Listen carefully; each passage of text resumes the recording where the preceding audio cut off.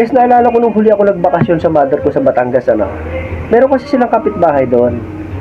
Narinig ko, sabi nung tatay doon sa anak, "Anak, ikaw nga pumunta sa bahay at bumili ng radyo. At bilang mo na rin ng baterya. At meron tayong mapaglibangan." So, agad-agad na kumilos yung bata. Nung nakabili ng radyo, nung pauwi na siya, sa kalsada pa lang, binuksan na nung bata yung radyo. Nagkataon na ang programa, drama.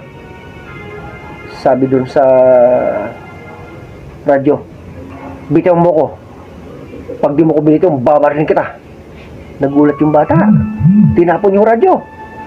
Sabay kumaripas ng takbo. Pagdating dun sa bahay, hangos, tinanong nung tatay, "Alay, nasaan yung binili mong radyo?" Sagot ng bata, "Alay, tinapon ko." "Eh, bakit mo tinapon? Ang mahal ng bili doon." Sabi nung bata, "Alay, may nagsalita ko sa radyo na pag di ko binitiwan, eh, babarilin ako eh." Abay, agad na kinuha nung tatay yung hulok.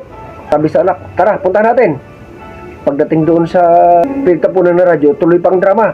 Sabi sa drama, "Huwag kayong lalapit. Pag kayo lumapit, papatayin ko kayo." Inakbay yun nung tatay yung anak. "Ay, tayo na anak, pati pala ako'y damay."